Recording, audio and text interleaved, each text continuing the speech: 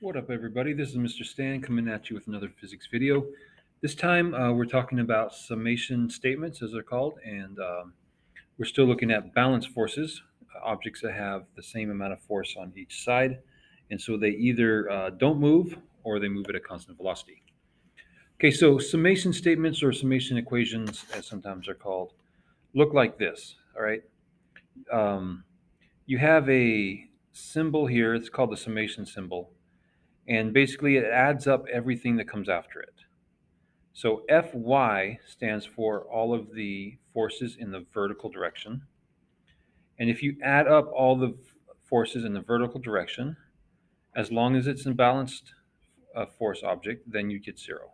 Okay, so if the object's moving at constant velocity or if it's not moving at all, then you can always add up the vertical forces and get zero. Same thing with the horizontal forces, as long as it's moving at constant velocity, or if it's not moving at all, then the forces are balanced, and the horizontal forces should all add up to zero. So this symbol right here is the mathematical symbol. That means you add up everything. So let's look how you would do this, right? So back to the example that we saw in a previous video of the cow laying on the ground. There's a gravitational force pulling him down, but there's a normal force from the ground pushing him up. We're going to try to make a summation statement, and that's going to lead us to finding the actual strength of the forces that are on the cow. So these forces are vertical, and so we're going to use Fy. And basically, this means that you take all the vertical forces and you add them up, and that should equal zero. So next, I look at these forces, and there's two of them.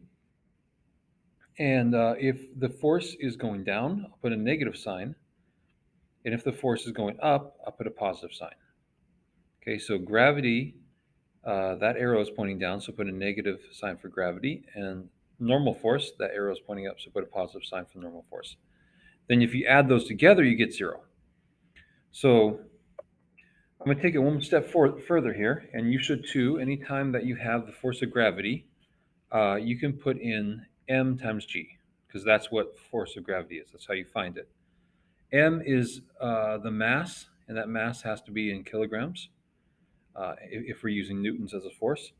And then G is a little variable that we call gravity, and basically it is a measurement of how strong gravity is at a location.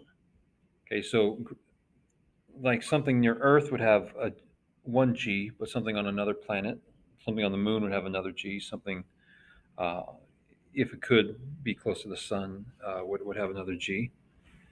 But on Earth, this G is about 10 meters per second squared. So what this means, all right, is that if you're close to the surface of the Earth, then to find your force of gravity, you just take your mass in kilograms and multiply it by 10.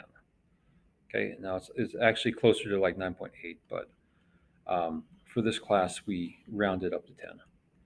And the way they find this number, by the way, is just by dropping something and seeing how fast it speeds up. So something that's dropped on near the Earth will speed up at 10 meters per second faster every second it goes. All right, but anyways, what you'll do whenever you see FG in the summation statement, to get full credit for your question, you're going to replace it by m times g, right? And sometimes if you're given numbers, you can put numbers in there, but if you don't, you don't. So this is right here is a complete summation statement right here.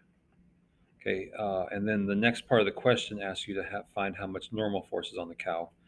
So now we're going to take our summation statement, which we already made, and we're going to put it in numbers wherever we have numbers. Okay, so the cow is 700 kilograms. That is its mass. G, remember I said on the Earth is close to 10.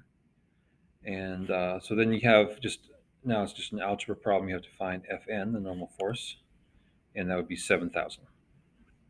Okay, so with that, first we made the equation, then we put in numbers to the equation, and we found the value. Let's do a couple more examples. A 8-kilogram box is hung from the ceiling as shown. Draw a free body diagram, first of all, which shows the forces on the box. So two tension forces and then a force of gravity on the bottom. And here is the summation statement. Okay, and I'll explain this. So first it says to add up all the forces in the vertical direction, which I did. And so there's two tension forces. So just put Ft plus Ft. And there's one gravitational force, and that one is pointed down. So I'll just do minus Fg. Okay, so then last step, I'll replace Fg with mass times gravity, which is right here. And then I'll just combine the two Ft's because they're equal to be 2Ft. Then, so this line right here is my summation statement. Okay, so if it only asks for the equation, then that is what you would put. But it does say find the tension force on the box from each string, and so I did put in the numbers. It's an 8 kilogram box, and gravity is 10. So that leads to this equation, which if you solve it, gives you 40. So that means the tension force on each of the strings is 40 newtons, which makes sense because gravity is going to be 80 newtons. And so each string is going to hold half of that weight.